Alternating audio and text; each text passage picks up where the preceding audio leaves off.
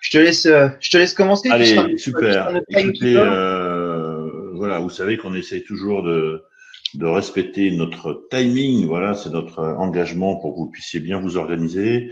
Alors, on est super content puisque vous avez été encore excessivement nombreux à vous inscrire. Vous avez pas battu le record de la dernière fois. Eh oui, on était monté à 365 ou 67 inscrits.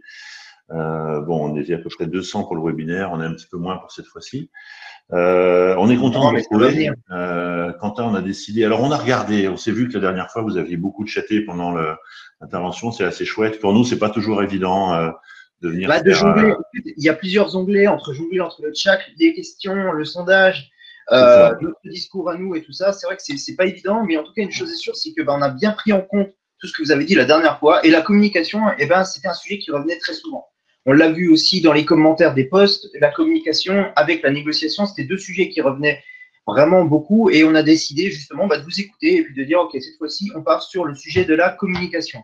Exactement. Alors, au programme aujourd'hui, Fabrice, dis-nous tout. On y va. Donc, le thème, on en a parlé. On reviendra un peu sur les sujets de ce thème. Deuxièmement, le chat. Donc, vous commencez à être… on est des rois maintenant pour analyser toutes ces plateformes de webinaire. Donc, vous allez avoir une colonne chat. Là, du coup, c'est très interactif. Bien sûr, utilisez. On ira piocher, nous, de temps en temps, des remarques que vous nous faites. Par contre, si vous avez des questions, il faut vraiment utiliser l'onglet questions parce que ça vous permet de les positionner. Et puis, ces questions, vous pouvez, s'il y en a d'autres qui les ont posées à votre place, vous pouvez les aimer, ce qui nous permettra à nous, dans le déroulé du webinaire, on ira prendre des questions pour venir répondre. Et bien sûr, on essaiera d'aller chercher celles qui manifestement présentent le plus d'intérêt. Hein. Donc, si vous avez vraiment des questions, posez-les clairement dans cet onglet questions. Et puis du coup, on s'est sophistiqué puisque c'est l'épisode 2 et maintenant, on va vous poser. On a prévu aussi quelques petites questions que nous, on va vous poser, ce qui nous fera un petit sondage en live. Et ça, c'est intéressant. Hein, Quentin, je trouve que c'est une bonne idée de sonder un petit peu des fois ce qu'on pense être des tendances ou des généralités. Du coup, on a un bel échantillon d'acheteurs et vous allez pouvoir nous dire si en effet sur certaines questions vous partagez plus ou moins nos points de vue. Qu'est-ce qu'on peut dire d'autre avant de démarrer? On peut dire que oui, on enregistre comme la dernière fois cette conversation et donc du coup, et comme la dernière fois, dans quelques jours, on vous mettra le replay à disposition sur notre plateforme. Et sachant puis, que le précédent est déjà disponible sur nos deux plateformes, si jamais vous avez fait le précédent. Oui, comme sur Netflix, c'est ça, ce que tu m'as dit? Comme sur Netflix, il y a la saison 1, c'est ça?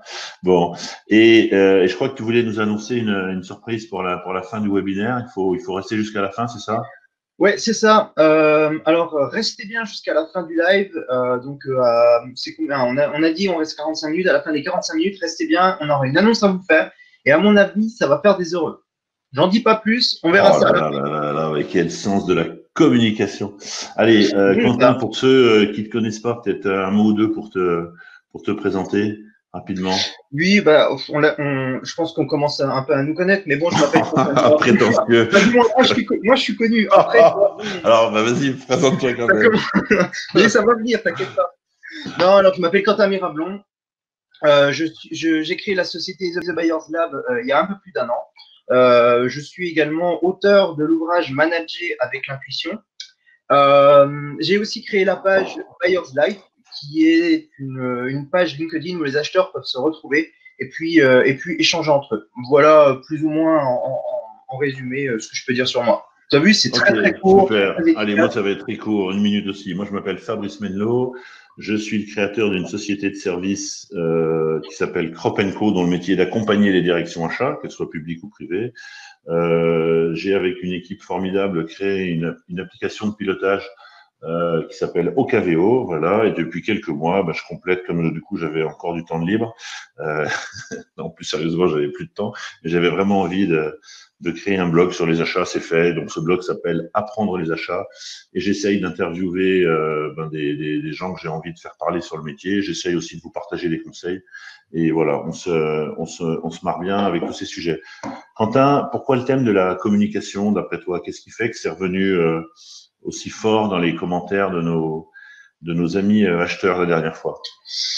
C'est une bonne question en fait. Je pense qu'aujourd'hui, notre fonction achat, elle est connue et reconnue par nous tous qui sommes présents ici ou sur les réseaux. C'est une fonction qui aujourd'hui fait beaucoup parler d'elle, mais entre acheteurs. C'est-à-dire qu'aujourd'hui, en interne, il y a très peu de personnes qui sont capables de répondre à la question qu'est-ce que la fonction achat ou quel est notre rôle en interne. Et c'est pour ça que une de nos missions, on ne s'en rend pas compte, mais une de nos missions, c'est vraiment de communiquer sur les achats, communiquer sur ce qu'on fait en règle générale. Ça nous prend énormément de temps, énormément d'énergie.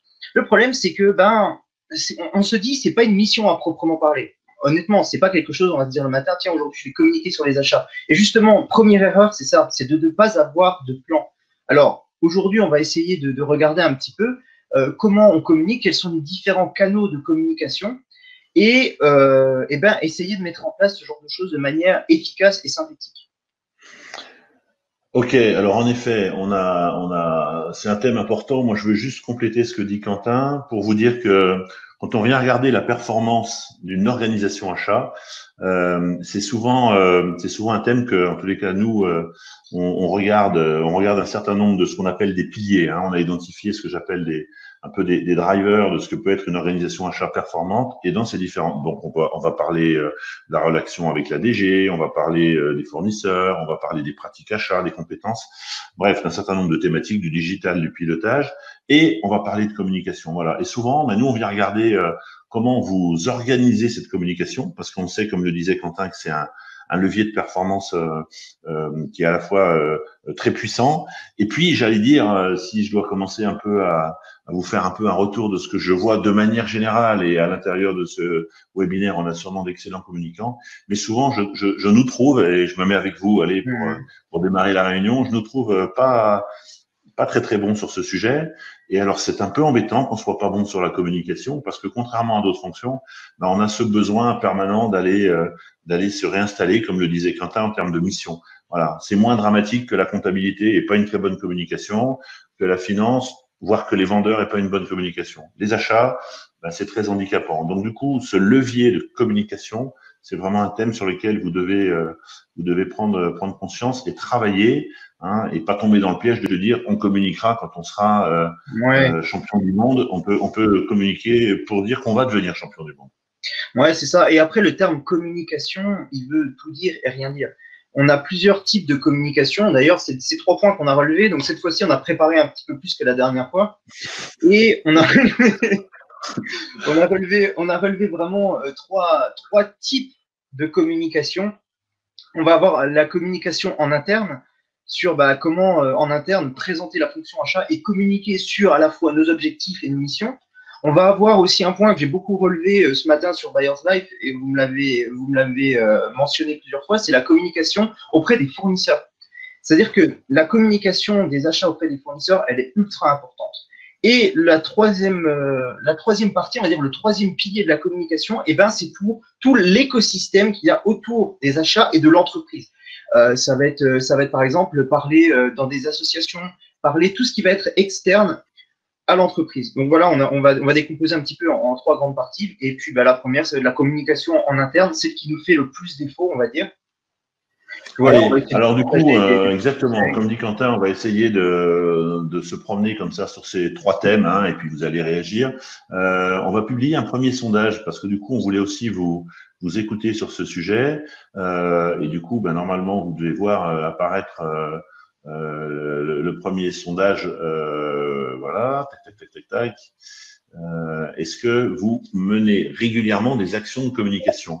Donc du coup, je vous laisse quelques secondes pour que vous puissiez répondre, pour que ça nous donne un peu une tendance. Hein. Alors, menez-vous régulièrement des actions de communication? Du coup, on a fait des choses assez simples, c'est oui ou c'est non. Après, je sais qu'il y en a qui vont me dire quelquefois, un peu, pas toujours, le lundi après-midi. Bon, mais là, on veut juste avoir un peu une tendance par rapport à ce qu'on se dit. Pour l'instant, on est dans une parité extraordinaire entre oui et non. On attend encore quelques secondes. Normalement, il y a Quentin qui devait jouer du ukulélé, mais du coup, je peux pas nous attendre. J'ai jamais dit ça. Tu n'as pas dit ça? Non. Bon, allez, on a à peu près la moitié là qui se sont prononcés. Donc, ça veut dire qu'on a déjà un premier échantillon représentatif. Et qu'est-ce qu'on voit? On voit qu'à parité, on navigue entre 49 et 51%. Vous répondez oui, je mène régulièrement des actions de communication, ou non, je ne mène pas d'actions de communication. Et ça, c'est une première tendance quand même qu'on va garder. Ça veut dire qu'il y a la moitié, en tous les cas, de cet échantillon de la population achat qui dit clairement qu'il n'y a pas d'action de communication. Et du coup, voilà, c'est clairement une zone sur laquelle on reviendra parce que ça, c'est un vrai point d'amélioration qui est pas toujours très compliqué, par contre qui demande un petit peu de méthode, et c'est ça qu'on va parcourir ensemble parce que je l'ai dit, c'est un levier qui manque, et comme sur tous les leviers de l'organisation achat, il va falloir créer de la méthode. Donc c'est un point qu'on présentera sur la fin de notre intervention.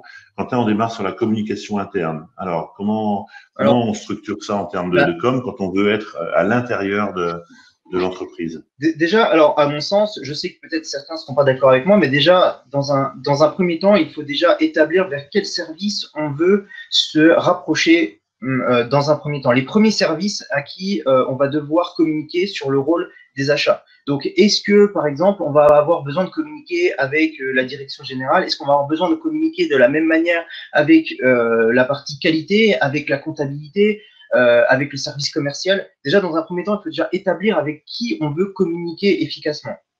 Parce que l'erreur qu'on va faire au début, et j'ai fait aussi cette erreur, c'est de communiquer à tout le monde massivement et surtout de la même manière. La question à se poser, c'est est-ce que j'ai envie de communiquer de la même manière au service qualité qu'avec le service comptabilité? Ça, il n'y a pas de vraie réponse en fait. Il y a pas de, c'est vraiment dans un premier temps, c'est dans votre entreprise comment ça se passe, avec qui vous travaillez majoritairement. Moi, par exemple, à titre d'indication, quand j'ai commencé, moi, c'était avec le service qualité. À la base, c'est deux services qui sont extrêmement proches. On se doit d'être vraiment main dans la main, et c'est quelque chose qui c'était pas vraiment le cas dans l'entreprise. Donc le but, c'était déjà de me rapprocher d'eux et de mettre en place plusieurs méthodes de communication avec ce service. Et puis petit à petit, j'ai repris ce plan de communication et je l'ai dispatché auprès des autres services. Enfin, je l'ai adapté. Voilà, ça c'est le terme le plus adapté. Qu'est-ce que tu en penses? Oui, je pense. Alors, il y a plusieurs choses et je partage déjà plein de choses qui sont le chat, Serge Sanson, bien sûr, comme un management de communication s'adapte aux personnes que nous avons en face. Ça, c'est un premier point. Ça veut dire que vous allez avoir un travail en interne d'identifier les personnes, voire les fonctions auprès desquelles vous voulez communiquer. Parce que, comme le dit Quentin, souvent l'erreur qu'on fait, c'est qu'on fait un mail. En plus, comme c'est simple, on diffuse à tout le monde. Et on dit, mais si la politique achat elle a été communiquée quand elle existe, ça c'est la bonne nouvelle, c'est qu'elle existe. Non, ça fonctionne pas. Ça fonctionne pas. Donc, quelles sont les cibles de communication qu'on va adresser? Et il est clair qu'un directeur général, un directeur financier, un client interne, un prescripteur, une responsable de la compta, un acheteur, tout ça, c'est des cibles de communication. Et du coup, forcément, on comprend très vite que à toutes ces cibles, on va pas forcément raconter la même histoire. Et ça, c'est le premier point. Comprendre les cibles. Alors, quand on est sur des dossiers d'achat, vous savez, c'est ce qu'on appelle le centre d'achat. C'est-à-dire toutes les personnes qui sont concernées par le dossier. On a fait très longtemps la petite erreur de parler du binôme. Je ne sais pas si tu entends encore un peu ça, Quentin, mais on parle souvent du binôme entre l'acheteur, le prescripteur ou l'utilisateur.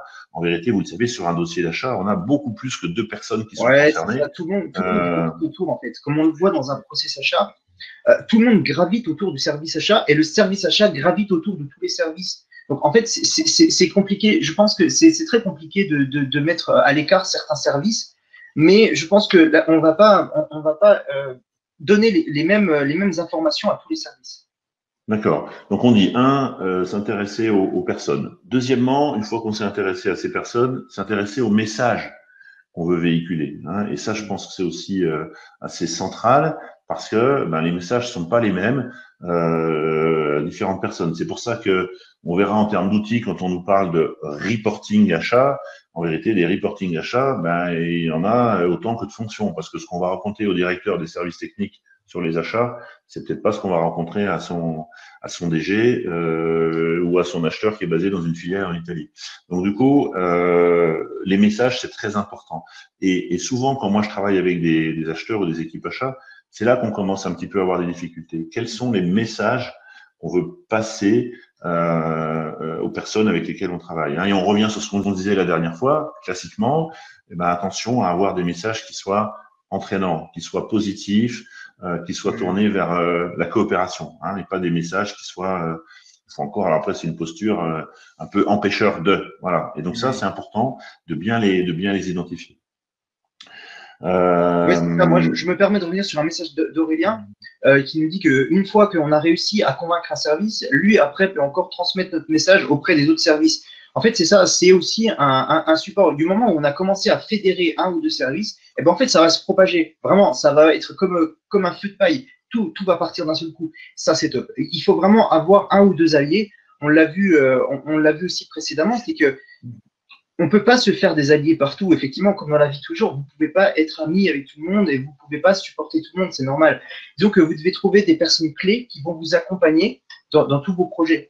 Bon, alors, c'est vrai que par exemple, ça c'est une question que je voulais te poser. Toi, à ton avis, globalement, avec quel service tu penses qu'il faut, ou quelle personne tu dois en premier te rapprocher, avec qui tu dois communiquer efficacement dès le début? La direction générale. Ouais. C'est clair. Ouais, j'aime bien que le boss il m'aime bien. Tu vois ce que je veux dire? Ouais. Non, enfin non, oui et non. Oui, parce que forcément, je crois que l'histoire, on l'a vu, et ça mériterait là pour le coup un épisode 3 sur qu'est-ce qui se passe entre les achats et la direction générale. Il y a tellement à dire sur le sujet.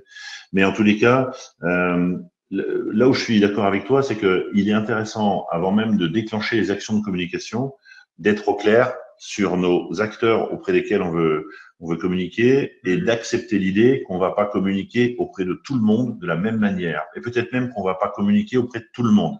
Voilà. Je vois aussi trop de patrons d'achat qui me disent, bon, bah, mon plan de com, il est prêt, j'ai fait un reporting par direction et je vais aller voir tous les services.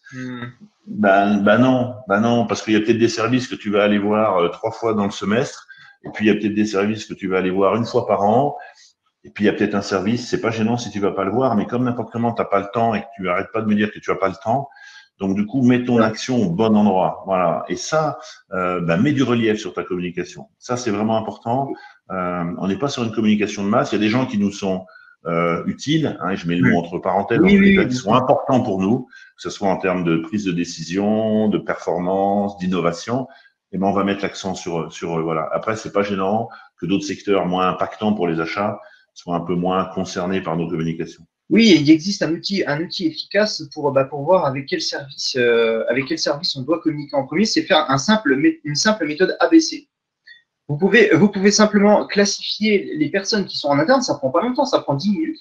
Avec une simple méthode ABC, vous allez pouvoir classifier les clients internes, donc des services, et vous adaptez votre méthode de communication à chacun. Donc, par exemple, vous allez avoir le groupe A qui va représenter 20%, mais qui représente 80% du besoin, etc. Donc là, vous allez communiquer massivement. On verra après quelques exemples de communication.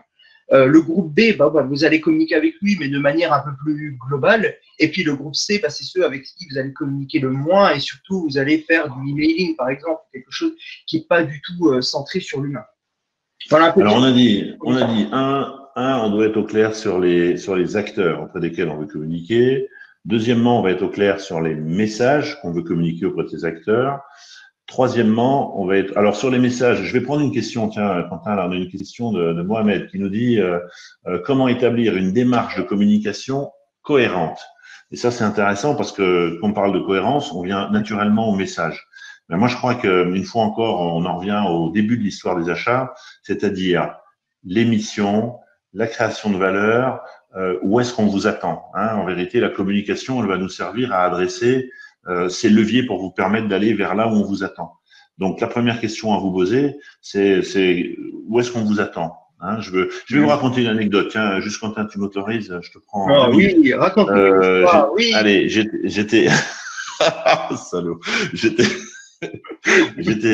patron d'achat d'un grand groupe qui s'appelle Biomérieux. Tiens, je vais les citer puisque ça fait tellement d'années. Puis c'est une tellement belle entreprise qui est basée en région lyonnaise, qui travaille beaucoup aussi pour notre santé à tous. Donc, très belle boîte. J'étais le patron des achats donc de ce groupe et je mettais mon reporting achat au DG tous les mois comme il me l'avait demandé et je me suis aperçu au bout de 3-4 mois qu'il ne le lisait pas. Voilà. Et assez vite, je lui ai posé la question, mais est-ce qu'il y a un problème? Pourquoi vous ne le lisez pas? Et en fin de compte, qu'est-ce qui s'était passé? Il s'était passé que j'avais voulu lui raconter une histoire pour laquelle lui, il attendait pas d'informations. Et donc, du coup, en se calant tous les deux, il m'avait dit, bon, vous me parlez de plein de choses, ok. En plus, il y a des choses que je comprends pas parce que c'est vraiment tellement métier. Et par contre, moi, j'aimerais bien, sur les achats, que vous me parliez de ça et de ça. Voilà. Et là, je me suis pris une vraie leçon de me dire, mais quand on parle de communication, et notamment, tu sais, dans toutes ces approches de reporting, mais aller chercher les autres pour leur dire qu'est-ce que tu veux que je te dise sur le métier qui va être important pour toi. Voilà. Alors, accepter que de temps en temps, il n'y ait pas grand-chose qui revienne, hein, et qu'on vous dise les économies. Mais bon, et nous, on a tellement d'autres choses à raconter. Mais la communication, c'est ça aussi. C'est de s'intéresser à ce qu'on va devoir raconter à l'autre. Donc, ce message, pour répondre à Mohamed sur la cohérence de la communication interne, on doit être en cohérence. C'est-à-dire que si on est dans une entreprise dans laquelle on nous attend sur la dimension de la performance économique, ben on va devoir aller l'éclairer. Et au passage, on va essayer de parler d'innovation, on va essayer de parler d'achat responsable, etc., etc. Hein, donc, vous devez être aligné depuis, j'allais dire, la stratégie de votre entreprise, en passant par votre politique achat. Et à partir de là, vous avez vos missions, vous avez votre organisation, et ben, du coup, vous avez votre communication. Votre communication, elle ne doit que supporter votre politique achat. Hein, il ne peut pas y avoir d'écart. Voilà. Sinon, ça veut dire que vous communiquez un peu dans le vent, j'allais dire. Voilà, tout ça, ça doit se raccrocher. Un truc aussi, un truc qui est vraiment tout bête également, c'est attention au vocabulaire que vous allez utiliser. Parce qu'en termes de communication, dans les achats, on a un langage qui est vraiment rien qu'à nous. Vous allez me dire, ouais, dans les autres services, c'est pareil. Mais effectivement, nous, on utilise un langage achat qui est vraiment très complexe. Et quand on n'est pas dans le milieu, c'est très difficile de nous comprendre. N'hésitez pas, un truc tout bête, ce que je faisais quand j'étais dans des grands groupes, je mettais en lien dans ma signature, je mettais le lien d'un lexique achat. C'est-à-dire que j'avais créé un lexique achat que vous pouvez retrouver sur mon site web. Et c'est-à-dire que de temps en temps, quand on était dans des réunions et quand on était plusieurs acheteurs et qu'on avait certaines personnes du service R&D ou autre, ils avaient le lexique sous eux pour essayer de comprendre ce qu'on disait. Alors, on me dit, ouais, mais c'est pas une langue étrangère. Ben, on n'en est pas loin quand même. Donc, dans le doute, essayez de mettre en place des petits outils. De un, parce que ça va aider les autres à vous comprendre. Vous allez pouvoir vous exprimer de manière un peu plus claire. Et puis en plus, ça prouve le fait d'avoir des outils qui sont présents. Ça prouve que votre fonction, c'est pas une fonction qui est mise de côté. C'est une fonction à part entière. Et le fait d'avoir des petits outils comme ça prouve que vous n'êtes pas là pour rien faire, quoi. Ça prouve que vous avez une vraie fonction. Et ça, c'est très important. Alors, tu as raison. On a dit la cible, 2, l'émetteur. En tous les cas, on va y revenir après sur celui qui envoie les messages. C'est pas toujours le patron d'achat. Le message, ce que tu dis sur les outils, c'est ce que j'appelle moi les supports. C'est-à-dire, en effet, et là, pour le coup, les achats, ça nous va bien, on est créatif. Parce que je sais que parmi vous, il y en a qui ont créé des newsletters, des sites, des vidéos. Moi, j'ai vu des choses extraordinaires sur des équipes achats qui ont fait des petites vidéos pour souhaiter la bonne année, etc. Donc, j'allais dire, le support que vous allez utiliser, il est très important. Voilà. Et là, surtout, ne tombez pas dans le piège de l'email à qui on envoie à tous des informations parce que du coup, c'est pas lu. Voilà. Hein. Donc là, il faut vraiment, il faut encore, le but, c'est que vous ayez une communication qui fonctionne, qui percute. Donc, du coup, il faut un petit peu y réfléchir et adapter le support au message. Dernier point sur la communication, puisqu'on va y revenir après quand on va parler de plan de communication, la fréquence de notre communication. Voilà. Et là aussi, on pourrait, ça va faire partie d'une des questions que je vais vous poser, mais souvent, ce que je vois moi en tous les cas, c'est qu'il s'est passé des choses sur la communication, mais c'est un petit peu un feu d'artifice, puis après plus rien, et puis après on s'est réexcité sur un sujet, puis après plus rien, etc. Votre communication, elle doit être permanente. Voilà, permanente, c'est-à-dire 1er janvier, 31 décembre, on doit avoir des actions de communication achat avec des actions plus fortes que d'autres, mais en permanence, vous devez animer la communication sur le métier. Voilà, il ne peut pas y avoir de temps mort. Il se passe des choses tout au long de l'année. Une fois encore, il y a des événements forts. Vous avez des tempos qui sont intéressants au niveau achat, mais du coup, il y a une communication permanente. Du coup, je me permets juste de répondre. Vas-y, réagis. Je vois juste des commentaires qui sont là. Je voudrais répondre à Benjamin et Olivier, les deux messages. Pourquoi ne pas parler un langage commun et aussi un lexique achat, pardon, je ne suis pas d'accord, je ne veux pas d'un dico pour vous comprendre. Effectivement, alors le but, c'est pas qu'à chaque fois qu'on va dire une phrase ou s'exprimer en réunion, vous allez devoir utiliser un dictionnaire pour nous comprendre. Non, bien sûr. Mais c'est toujours utile de se dire, si jamais, moi, par exemple, quand je communique, je suis un passionné, donc je fais attention à ce que je vais expliquer. Quand je parle à ma famille, par exemple, quand j'essaie d'expliquer ce que je fais dans la vie de tous les jours, bah, j'utilise des termes très simples. Et puis quand je commence à parler, bah, après, je fais plus trop attention. Et il y a certains termes que je vais utiliser, puis je vois, ils ont des billes comme ça après. Donc le but, c'est d'éviter et puis de dire, bon, bah, peut-être que si un jour je veux me faire bien voir par les achats, je peux utiliser un terme comme ça, et puis voilà. Google Translate, le Google Translate, bah, Non, alors du coup, bah, c'est bien parce que jusqu'à présent, on était d'accord. Ben là, bing, on n'est pas d'accord, monsieur ah, mais tant Gérard. mieux, mais tant On mieux. n'est pas d'accord. Moi, je rejoins, c'est qui? C'est Benjamin, c'est remonté là-haut. Pas de lexique. Les achats, c'est simple. Hein, parce que je pense qu'on a complexifié le métier pour se rendre, pour se protéger, pour se rendre légitime. Voilà, il y a des tas de choses. Après que nous, entre nous, on ait une approche autour des leviers, etc., tout ce que tu veux, d'accord. Mais là, je te parle de la communication quand on s'ouvre vers les autres.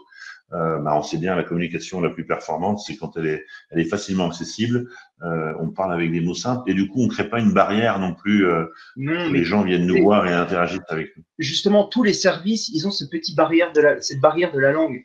En fait, chaque service, ils ont leur vocabulaire qui est derrière, ils ont leurs besoins. Pourquoi on a un tel vocabulaire? À mon avis, on ne l'a pas fait pour se donner une certaine légitimité. C'est juste parce qu'en fait, notre fonction, elle nous oblige à faire certaines choses, à aller dans certaines directions. Et c'est des directions qui n'existaient pas avant. Donc, il fallait donner un nom, il faut donner du vocabulaire à nos actions. Et c'est pour ça qu'on a un vocabulaire qui est autant diversifié. Je suis pas sûr que ce soit pour se donner un genre ou quoi que ce soit. Je pense que ça a été plutôt suite à un besoin.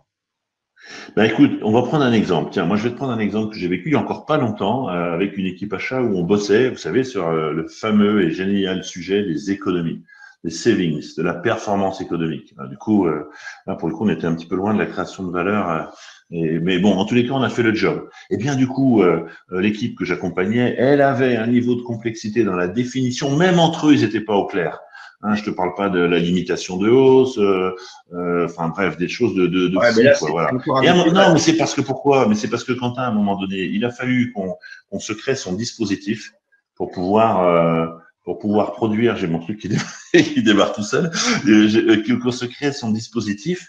Et je me dis à un moment donné, stop, quoi. Il faut qu'on retrouve des choses simples. Sinon, le risque qu'on prend, bah, tu sais, sur les économies, le risque majeur, c'est quand les autres disent non, mais ça, vous savez, c'est les économies des acheteurs. Nous, on sait même pas ce que c'est. On sait pas comment ils calculent. En tous les cas, on les retrouve pas. Ça, c'est sûr. Non, Donc, mais du des coup, il fois, faut ça faire va attention. Voilà. Alors, des fois, on sait, nous, qu'il y a des sujets complexes. Voilà. Mais du coup, il faut faire l'effort. Voilà. En tous les cas, plus vous rendrez les choses simples au niveau achat, plus vous générez une communication positive et facile pour ceux avec qui vous allez devoir travailler. Quentin, je regarde l'heure. On va prendre encore une question avant de passer à la communication externe. Donc du coup, on a une question.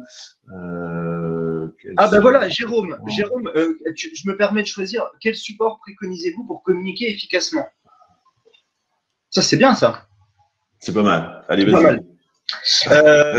Il n'y a pas de bon, alors c'est simple, il n'y a pas de bon ou de mauvais format. Il y a le format que vous allez choisir.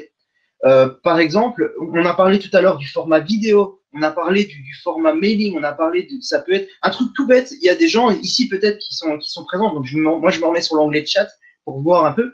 Il y a des gens qui m'ont fait des retours, qui ont pris des photos, qui ont carrément imprimé des images de Buyer's Life et qui les ont affichées dans leur bureau. Ça peut être une communication qui peut être visuelle, ça peut être une communication. Il y en a qui ont fait des podcasts sur les achats en interne. En réalité, tout va dépendre des catégories qu'on a vues à la base, donc la catégorie A, B et C. Les catégories A, on va pouvoir communiquer efficacement avec pourquoi pas des vidéos, avec des petites réunions en interne. Et puis après, on peut avoir aussi la catégorie C. Ça peut être tout le reste de l'entreprise, et là, ça peut être du emailing. Et il sera moins efficace, on est d'accord. Mais il faut encore une fois adapter. Donc, il existe énormément de supports. Il faut choisir ce support, vous y adaptez, mais il n'y en a pas de bon ou de mauvais. C'est celui que vous aurez choisi. Ouais. Ce qu'on peut se dire aussi, c'est que les supports que vous allez utiliser, ils doivent être pour le coup en cohérence avec la culture de l'organisation dans laquelle vous êtes. Ouais, exact. Il est clair que si vous travaillez, je dis n'importe quoi, je n'ai pas regardé d'où vous venez et du coup on vous le demande pas, je crois. Donc, mais si vous êtes aux achats chez Microsoft, si vous êtes dans un univers hospitalier, si vous êtes dans une PME, si vous êtes dans un grand groupe international, eh bien, j'allais dire tout ça, bien sûr, ça va nourrir aussi la manière dont vous allez communiquer. Il va falloir l'écouter. Une fois encore, votre communication, vous devez avoir à l'esprit qu'est-ce qui va faire qu'elle va être performante? Quels sont les ingrédients qui vont me permettre de porter le message auprès des personnes auxquelles je veux le porter? Donc du coup, ça peut prendre ce que dit Jérôme en termes de support. Moi, j'ai vu des choses très simples avec des réunions qu'on organise, des forums. J'ai vu plusieurs fois la vie ma vie dans les chats. Ça peut ressembler beaucoup à ça. Oui, Ça fait beaucoup sympa, dans les organisations.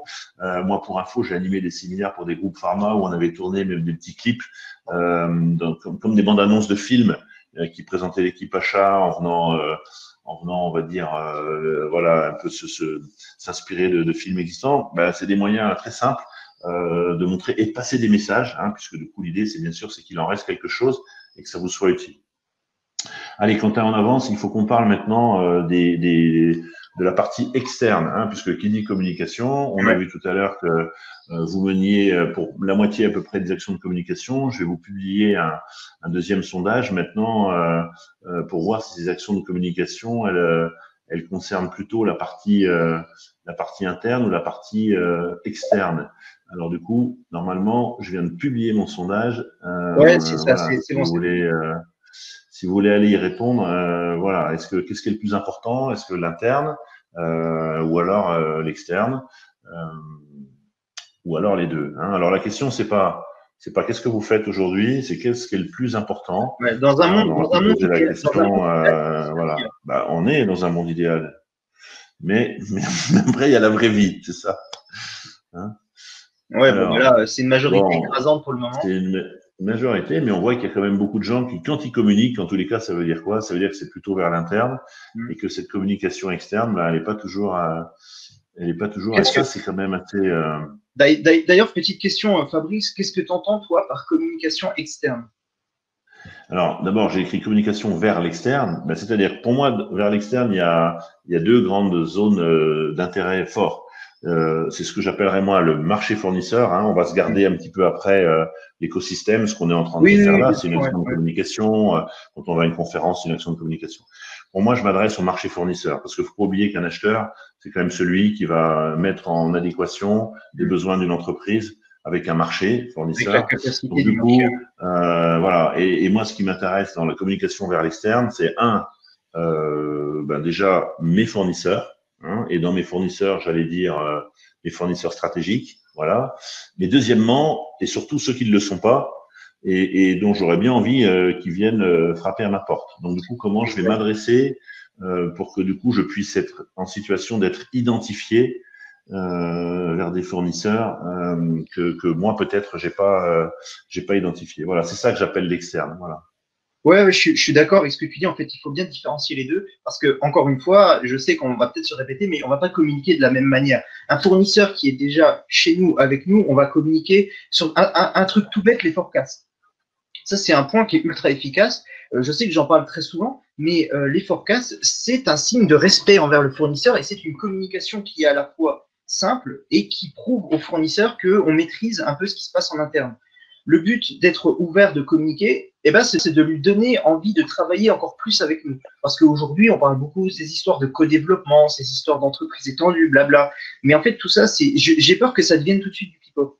Et avant de parler de tout ça, il faut montrer des actions. Et ces actions, ça passe par la communication. Communiquer sur les chiffres, communiquer sur nos envies, communiquer surtout, et là, je veux voir spammer dans le chat, mais le besoin.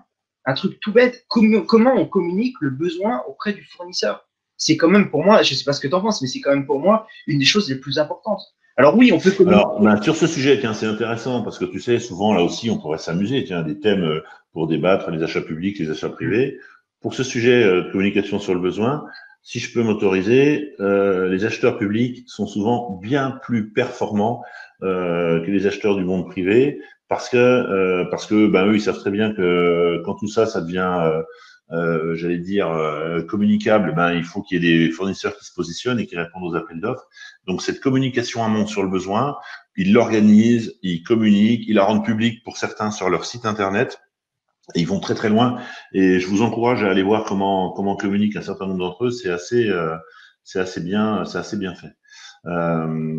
Alors du coup, j'ai François Charles qui nous a rejoint. J'aime toujours bien quand il est là. Je regarde toujours ce qu'il écrit. Hein. le patron, la lettre des achats. Mais François Charles a raison. Moi, je suis un peu surpris. Après, je pense que vous avez mis tout ça vient peut-être de la formulation de ma question. Quelle communication achat est la plus importante? Vous dites vers l'interne, presque 30%, et les deux, 70%. Donc, ça veut dire que, en tous les cas, quand vous communiquez, c'est soit plutôt vers l'interne, soit vers les deux. Moi, je serais tenté de dire que, bien sûr que c'est important de communiquer vers l'interne, et du coup, on a plein de raisons de le faire, relativement naturellement, même s'il faut l'organiser. Vers l'externe, c'est une autre histoire. Et moi, je peux vous le dire, parce que, et comme Quentin, toi aussi, je crois que c'est le cas, on est souvent sollicité par des fournisseurs, et qui nous disent, moi je travaille beaucoup par exemple pour des organisations commerciales, qui nous disent, mais Fabrice, viens nous raconter ce que tu racontes aux acheteurs, parce qu'on les connaît pas bien, ces acheteurs.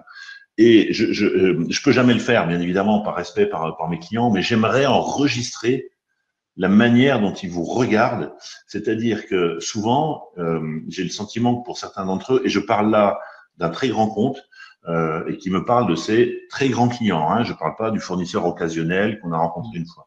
Et du coup, je m'aperçois à quel point il y a un déficit de communication des achats vers ce fournisseur, ou quand communication il y a, on parle que d'une communication opérationnelle.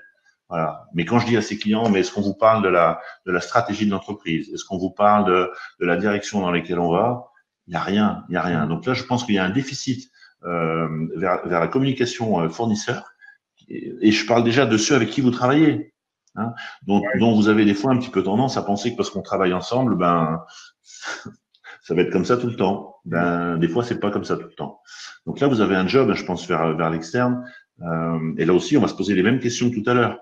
On veut dire quoi à nos fournisseurs? On va leur dire quand? On va leur dire comment? Qui est-ce qui doit leur dire? Est-ce que c'est l'acheteur? Est-ce que c'est le patron d'achat? Est-ce que tu es d'accord avec ça, sur cette communication vers l'extérieur? Oui, je suis totalement d'accord. C'est vrai que c'est quelque chose dont je voulais parler, c'est le fait de dire, oui, on parle de l'opérationnel. C'est vrai qu'on leur dit, bon, bah voilà, l'année prochaine, on aura besoin de temps, etc. Mais à quel moment on leur parle de nous? À quel moment on leur dit, nous, ce qu'on a envie pour l'année suivante, vers quelle direction on se tourne? Et quel rôle, eux, auront dans cette mission? Comme tu l'as dit tout à l'heure, on parle d'histoire. Mais oui, on raconte une histoire. Toute cette communication, c'est une histoire. On leur dit, actuellement, on est là, on veut aller là. Vous, votre rôle dans cette histoire, ça sera ça. Est-ce que vous voulez nous accompagner? Si vous leur racontez pas l'histoire, si vous n'êtes pas en mesure de leur dire, ben voilà, dans 6 mois, on veut aller là. Peut-être que ça se passera pas, mais en tout cas, voilà, on veut aller là. Dans 6 mois, on veut atteindre cet objectif. Vous avez les capacités. Voulez-vous nous accompagner? Est-ce que cette histoire vous intéresse? De communiquer un peu sur la direction que l'entreprise prend en termes d'objectifs, en termes de parc machine, en termes, je sais pas, il y a pas de limite en fait.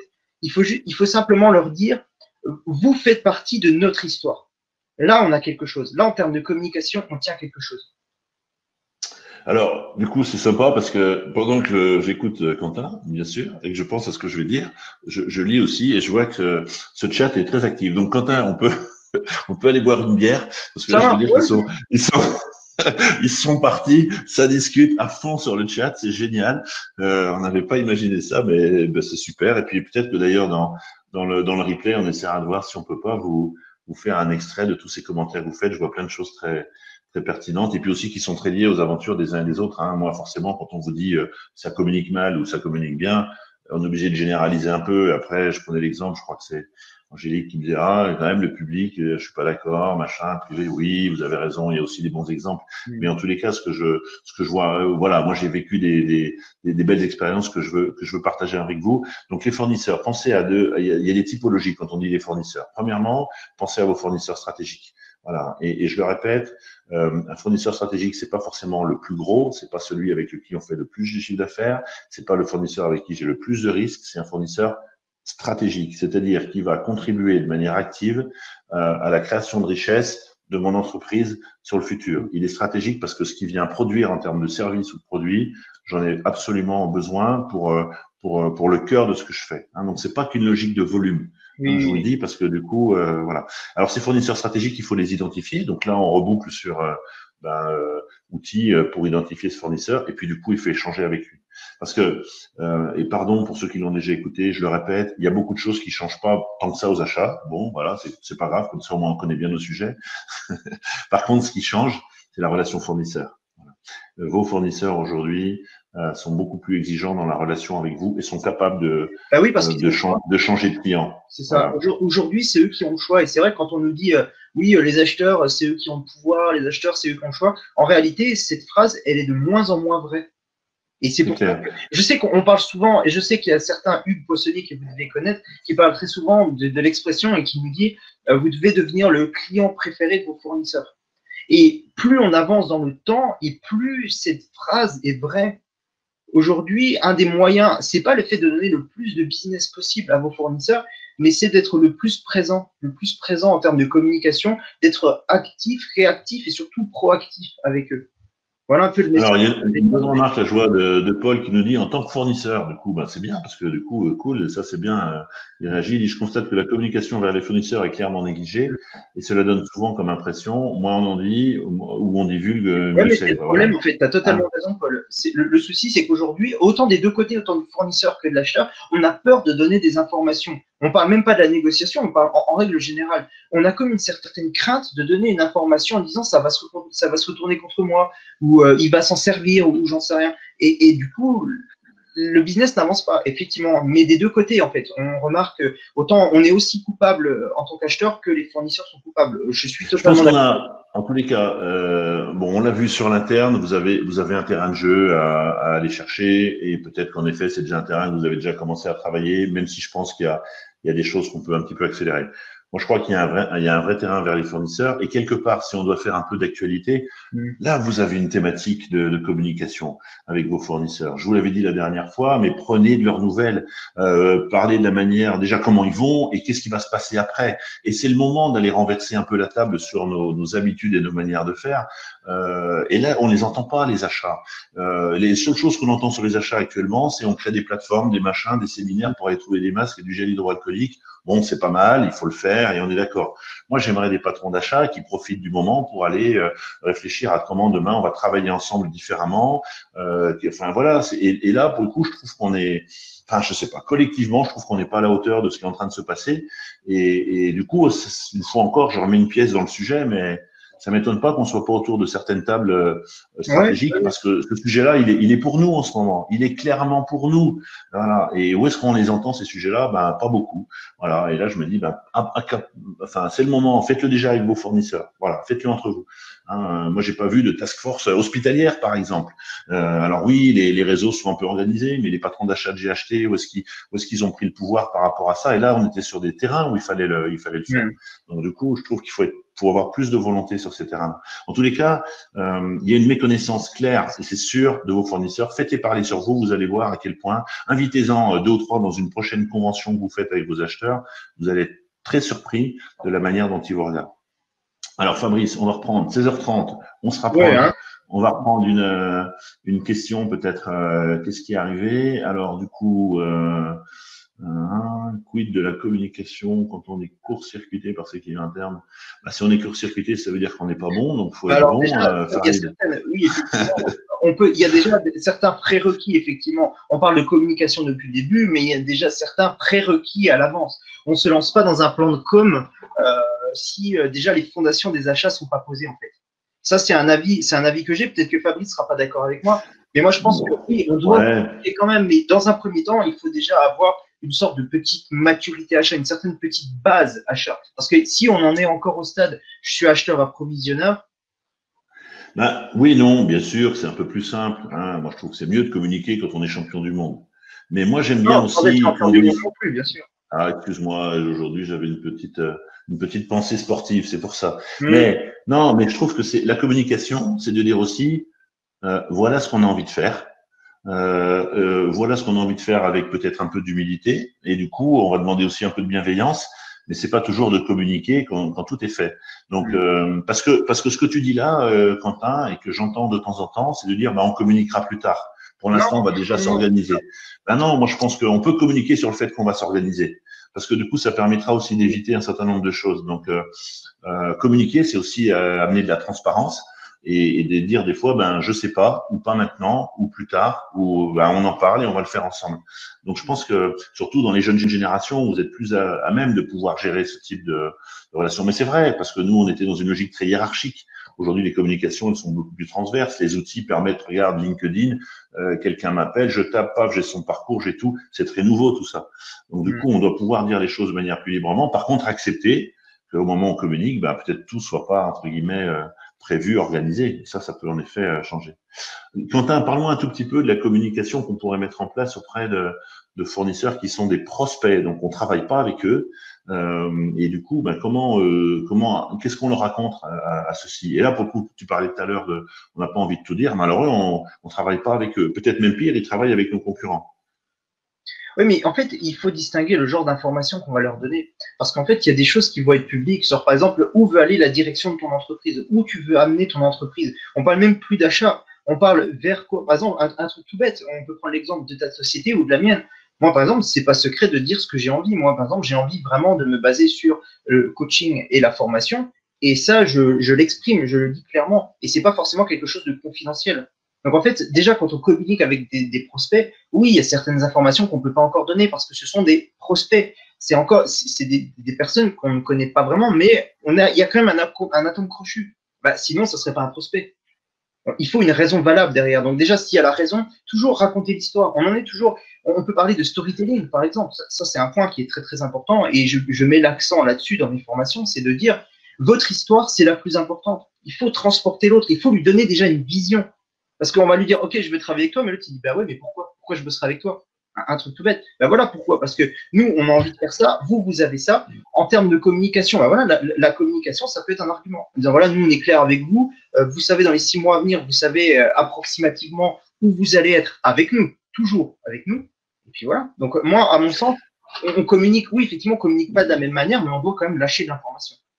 Oui, je pense qu'il faut en tous les cas, il faut vraiment faire un travail sur ces prospects parce qu'une fois encore, vous le savez, c'est pas simple de les identifier, même si on sait que tout ce qui est autour du sourcing, ça évolue vite. Je crois qu'il faut vous rendre attractif parce que le fournisseur, il va lui choisir auprès de quelle cible il va aussi communiquer, essayer de rentrer en contact. Hein, donc les basiques, mais qu'il faut rappeler, un site internet où on peut facilement arriver à la direction achat. Voilà. Hein, et il y a combien d'entreprises où alors là on vous présente tous les numéros, etc. Mais si je suis fournisseur, je sais jamais qui il faut que j'appelle pour pouvoir dire, hey, j'existe, voilà ce que je peux faire pour toi. Deuxièmement, je pense que il faut aller aussi ne pas hésiter à aller regarder de l'information sur les réseaux, sur un certain nombre de points. Vous pouvez beaucoup capter de l'information parce que de plus en plus les couples fournisseurs-acheteurs s'affichent un peu plus qu'à une époque où on ne savait pas trop les choses. On s'affiche. Alors bien sûr, les médias ont organisé tous leurs trophées, etc., où il y a des choses partenariales. Mais du coup, il faut pas hésiter à aller chercher ces informations. Quentin, on avance dans le temps. J'aimerais qu'on parle un peu de la communication vers ce que j'appelle moi les écosystèmes, un peu ce qui est autour du métier, puisqu'on sait que les achats, c'est aussi un métier d'échange et de partage. Tu as des exemples, des thèmes là, sur lesquels il faut aussi construire des actions régulières? Bah oui, bien sûr. Bah, on peut parler déjà des réseaux sociaux. Déjà, on peut commencer par les réseaux sociaux. Donc après, on parlera effectivement des journaux spécialisés, comme François Charles en parle, la lettre des achats, décision achat, tout ça. C'est important, mais je pense qu'il faut déjà communiquer plus globalement en dehors de l'entreprise. Parce que je sais que je prends très souvent l'exemple, mais vous savez qu'aujourd'hui, quand vous expliquez ce que vous faites, il y a encore plein de monde qui savent pas ce qu'est la fonction achat. Pourquoi? Peut-être parce qu'on n'a pas assez communiqué dessus. Donc déjà, commencer par communiquer sur les réseaux sociaux, essayer d'avoir un ton un peu plus léger, plus souple sur la fonction, parce qu'aujourd'hui, on a deux principaux types de réactions. Premier, c'est ah bon, bah c'est toi qui négocies avec les fournisseurs, tu les massacres, c'est ça, hein. Ou alors ceux qui disent ah bah non, c'est quoi ça? Ah bon, tu fais du shopping? Enfin, je sais que c'est toujours amusant de me le dire, et on dit oui, mais attends, en 2020, ça n'existe plus. Si, en fait, quand on sort de l'entreprise, eh ben, en fait, les gens ne connaissent pas la fonction. Donc, commencez déjà par essayer de la dédiaboliser un maximum, d'essayer de dire, bon, bah, ok, la fonction achat, c'est une fonction comme une autre. Je parle même pas de dire c'est une fonction stratégique ou quoi que ce soit. C'est vraiment pas le débat. C'est juste de la présenter simplement en faisant, ça peut être dans les écoles, faire des présentations dans les écoles, faire des salons spécialisés, faire une page comme la mienne, Buyer's Live, faire une page comme la tienne, apprendre les achats, communiquer massivement dessus et montrer que oui, on a une fonction comme une autre, tout simplement. Ouais, bon, tu as raison, tout ce que tu dis, c'est vrai, on l'a tous vécu, ça a toujours été compliqué. Après, je pense qu'en tous les cas, on a maintenant la possibilité, mais du coup, beaucoup de possibilités Mm. d'aller se nourrir, enfin, regarder ce flux d'informations. Vous pouvez y repasser, vous pouvez vous connecter le matin à 8h30 sur LinkedIn, y passer la journée. Et voilà. Bon, donc ça veut dire que, bien sûr, c'est pas ce qui se passe. Il y a les réseaux, il y a aussi maintenant des initiatives individuelles. Il y a aussi des associations achats, il faut en parler. Hein. Alors, Mm. on sait qu'en France, il y en a quelques-unes qui sont assez marquantes, sur lesquelles là aussi, moi, je vous encourage à être exigeante avec ces associations dans ce que vous êtes amené à chercher, puisque du coup, cette communication, elle part maintenant dans tous les sens. Puis après, il y a des petits groupes, des petits hubs qui se créent localement sur une région, sur un secteur d'activité, voilà. Et on va retrouver autour de la table plus facilement qu'à une époque des gens qui sont peut-être dans des entreprises concurrentes, mais qui pour autant sur le métier peuvent être amenés à se parler, à Ouais, bah, échanger. c'est un Donc autre, tout ça, c'est aussi de la communication. Et les écoles, moi je rajouterais aussi les écoles, surtout en France pour le coup, hein, il y a énormément d'écoles achats. Faites l'effort d'aller voir les écoles, d'aller échanger avec eux. Déjà, premièrement, vous allez voir plein d'étudiants, c'est super chouette. Deuxièmement, vous allez communiquer sur votre entreprise, vous allez peut-être trouver des alternants pour vos programmes. Et puis, du coup, vous allez aussi véhiculer des messages et vous allez, ça c'est important, les écoles et les réseaux, les ESAPiens. Alors là, c'est parti, chacun oui. y va de son réseau, c'est génial. Et c'est bien, nous, on n'a pas besoin de faire de pub. Achat 35, les apps, oui, c'est parti, c'est parti, c'est parti. Je vais vous préparer un article là-dessus, mais voilà, c'est très rigolo. C'est très français, je crois, cette histoire d'école, mais c'est sympa en tous les cas, voilà. Allez, moi j'aimerais qu'on parle du dernier sujet avant qu'on finalise un peu. On va parler du plan de communication. Je regarde juste peut-être dans les questions si on peut en prendre encore une. J'essaie de prendre un peu, tac, tac, tac, qu'est-ce qu'on a là, tout là-haut quid de la communication. Alors, quid de la communication externe quand l'entreprise dispose d'un service de communication? C'est une super idée. Et ben, du coup, c'est une super nouvelle. Ça veut dire qu'on va déjà aller bosser avec le service de com. Au passage, vous allez récupérer un peu la gestion de leurs dépenses de com. Vous allez voir que vous allez faire quelques économies. Mais plus sérieusement, enfin, ça c'est très sérieux, je pense que c'est intéressant de leur dire, voilà, moi j'ai un vrai besoin de communication et il faut leur réexpliquer un peu l'histoire. Voilà. Et donc, du coup, comment vous allez pouvoir m'aider? Voilà, parce que c'est leur job. Hein. Alors, bien évidemment, l'idée, c'est de leur faire comprendre le métier. La première action que vous allez avoir avec eux, c'est de leur expliquer pourquoi vous avez besoin de communication et qu'est-ce que vous allez vouloir trouver en termes de messages et de support. Parce qu'après, ils peuvent beaucoup vous aider. Déjà, ils ont du budget que vous n'avez pas toujours. Donc, quand vous faites des opérations, allez chercher le budget chez eux. Mais expliquez-leur le pourquoi de ce que vous allez en faire. Voilà. Il faut donner du sens. Tiens, je fais un petit teasing moi aussi. Dans quelques temps, vous allez voir une magnifique interview que j'ai fait d'un garçon qui s'appelle Ohanes, qui est un grand pro des achats, qui est un consultant assez connu et qui intervient beaucoup sur cette notion de donner du sens aux achats. Voilà, hein, on n'a pas besoin de communiquer sur les techniques d'achat, laissez ça tomber, mais donnez du sens à votre com et allez voir le service de com interne, c'est un super allié. En tous les cas, faites pas sans eux, parce que du coup, ce serait dommage. Voilà. Oui, il y a déjà du travail. Quentin, plan de communication, qu'est-ce qu'on conclut sur ce sujet? Donc, on a vu une communication orientée vers l'interne, hein, pensez à vos cibles, vos messages, etc. Sur l'externe, vous avez deux grandes cibles, c'est-à-dire les fournisseurs actuels, hein, et notamment dans cette période, voilà, c'est une faute professionnelle. Je le dis de pas s'intéresser à ce qui se passe avec mes fournisseurs parce que voilà, c'est une faute professionnelle. Vous risquez d'avoir à en payer le prix.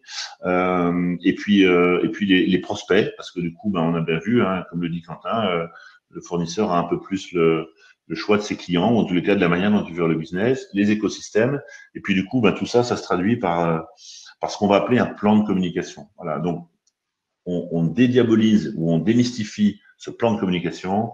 C'est pas compliqué. Voilà, on va se raconter toute l'année qu'est-ce qu'on va dire, à qui on va le dire, comment on va le dire, qui est-ce qui va le dire et sur quel support on va le dire. Voilà. Hein, donc, vous pouvez prendre un fichier Excel, vous faites tous les mois de l'année et vous allez dire, tiens, ma convention fournisseur, je la fais au mois d'octobre. Et puis, au mois de janvier, je vais faire les vœux et je vais souhaiter la bonne année à mes fournisseurs. C'est une action de communication. Et puis, au mois de mars, je vais peut-être rencontrer 2 fournisseurs stratégiques. Et puis, à partir du mois d'octobre, quand il y a le processus budgétaire, je vais peut-être faire la tournée des popotes en interne pour aller prêcher la bonne parole, etc. Donc, vous allez positionner tout ça sur votre je vous dis, sur votre fichier Excel, si vous voulez faire très, très simple. Et puis, du coup, ça vous permet de vérifier que vous avez bien de la communication régulière et toute l'année. Hein, commencez pas à faire une communication pendant un trimestre où on parle de vous tous les jours dans toute l'entreprise, puis après, plus rien. Donc, organisez votre communication. Et puis aussi, répartissez le travail. Hein, le patron d'achat me dit souvent, j'ai pas le temps, mais enfin, voilà, tu as un petit peu d'équipe avec toi et dose le travail. Si tu n'es pas très nombreux, et puis, tu fais un peu moins de choses. comme tu l'as dit, il y en a certains qui maîtrisent mieux les outils que d'autres, certains outils. Donc, pourquoi pas demander de l'aide à des personnes qui, par exemple, maîtrisent Illustrator ou maîtrisent des logiciels de montage vidéo, ce genre de choses, effectivement. Ouais. La com, c'est un travail qui se partage au même titre qu'on va se partager un portefeuille de fournisseurs. Donnez de l'importance à vos messages. Hein, c'est bien de les communiquer de manière agréable, mais ce qui est important, c'est le message. C'est ça qu'on va retenir. Hein, et je crois qu'il faut vraiment qu'on insiste là-dessus. Ça veut dire que soyez au clair sur vos messages. Voilà. Quand dit Quentin, faut que j'explique ce que fait. Ben soyez, voilà, ce pitch élévateur là. Ouais, en 25 secondes, vous devez être capable de dire ce que vous faites dans l'organisation. Hein, Ouais, ça doit être simple. Hein, si vous n'êtes pas capable de faire ça, bah, du coup, vous voyez bien, après, on va enchaîner les difficultés sur les difficultés. Donc, faites ce travail un peu d'introspection, faites-le avec l'équipe. Et une fois qu'on est au clair, bah, on peut s'ouvrir un peu vers l'extérieur. C'est ça. Bon, ben, je pense qu'on a bien. Bon, alors une fois encore, on est toujours, toujours frustré parce que forcément, du coup, il y a plein de choses. Allez, on va se prendre une dernière question, peut-être voir s'il y a encore une question qui remonte. Il y a plein de choses qu'on aimerait partager. Service, place aussi, un plan de communication. Non, alors les autres, c'est une bonne question, oui, de Radouane sur les autres services. On peut dire que, en vérité, on a ce besoin un peu plus fort que les autres, pour les raisons que je vous expliquais, sur des raisons, on va dire, de positionnement dans l'organisation. Voilà. Hein. Et j'allais dire, à certains endroits, c'est vraiment assez crucial d'avoir ce plan de com. Et puis dans d'autres, ben, les achats sont un peu plus installés. C'est moins vrai pour les autres fonctions. Vous voyez, moi, je vois pas de plan de com de la comptabilité. Je vois pas de plan de com de la direction commerciale. Voilà, je vois. Après, tout ce que je vois, c'est plutôt tourné vers les clients, mais je vois pas de plan de com interne sur ces fonctions-là, ou très peu en vérité, si ce n'est quelques changements qui peuvent impacter l'organisation. Donc nous, c'est nécessaire parce que n'oubliez jamais que ben, vous n'êtes pas les seuls à faire des achats dans une entreprise. Hein, et donc du coup, ben, il faut vraiment installer et réinstaller ça de manière assez permanente.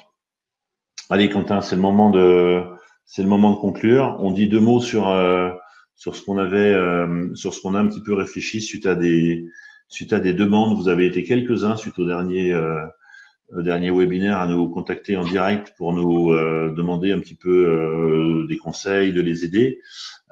Et donc du coup, on a décidé alors déjà, on a décidé premièrement de continuer jusqu'à ce qu'il n'y ait plus d'inscrits, de continuer ces petits moments d'échange. Et du coup, on va vous demander de nous dire là, à partir de maintenant dans le chat quels sont les sujets sur lesquels vous voudriez qu'on organise notre épisode 3. Voilà. Hein, donc, alors rassurez-vous, la période des webinaires va un peu se calmer avec la reprise de l'activité, mais nous, on a envie de se garder un petit moment. On verra comment on laisse passer. On discute entre nous avec Fabrice quand on a terminé, on se rappelle toujours un peu pour faire un petit bilan en disant ah, ça s'est bien passé, c'était marrant, il y a des bons commentaires. Je l'appelle même plus souvent que mes parents en ce moment, donc c'est vrai. Ouais. Faut que j'appelle ta mère, je vais lui dire que tu vas bien. Et on s'est dit qu'effectivement, on ne va pas arrêter là, ça se passe très bien, il y a une bonne ambiance, donc on va continuer au rythme, je ne sais pas moi, peut-être toutes les 2 semaines, j'en sais rien, 2 semaines, 3 semaines, peu importe, c'est pas ça la question, on va continuer, ça c'est une certitude. En revanche, vous avez été très nombreux, comme l'a dit Fabrice, à nous contacter individuellement. Soit Fabrice, justement Angélique, c'est là la surprise. C'est là la surprise. C'est que on sent que vous avez d'autres sujets que vous aimeriez approfondir, mais le but de ce webinaire, ce n'est pas d'approfondir un sujet. C'est vraiment d'échanger entre nous. Si vous souhaitez approfondir, on va lancer des sessions de coaching. On va lancer des sessions de coaching à 2, c'est-à-dire qu'il y aura Fabrice et il y aura moi. Ces sessions de coaching, elles vont se passer sur 6 séances. Donc, ces 6 séances, on va traiter de sujets un petit peu plus en détail. Ça ne sera pas de la formation à proprement parler, je tiens vraiment à le préciser, ça sera du coaching. Donc, si ces sessions de coaching peuvent vous intéresser, vous allez avoir un lien qui va s'afficher, le petit bouton que Fabrice va vous indiquer. Je peux le voir depuis là, moi, ce bouton ou pas? Tiens, regarde, je crois que… Alors, je suis en train de le faire. Ah, pas de souci, D'accord. pas de souci, pas de souci. Tu sais, avec la technologie, bon, c'est sûr, c'est pas évident pour Ah toi, hein. oui, oui, oui, oui, Non, oui, non, oui, non, c'est il un y a petit pas de, boulot. t'inquiète pas, il n'y a pas de souci. Et bah, du coup, voilà, on s'est dit que comme vous étiez vraiment nombreux, on vous laisse lancer dans ces sessions de coaching. Alors, ces sessions de coaching, ça sera 12 personnes maximum. C'est-à-dire que pour cette première session, ça sera les… ah ben voilà, il est là, il vient de s'afficher. Petit pop-up qui vient de C'est pas s'afficher, très bien. mal? T'es Hein? content? T'es Oui, fier de moi? je suis très satisfait de ce Ouais, il y travail. a ma photo parce que je suis l'organisateur, mais c'est parce que je sais pas la changer. Oh, puis ta tête est un peu plus vendeuse que la mienne, je pense. Donc, Oh là là, mais non, il y a un marché pour tout, Quentin.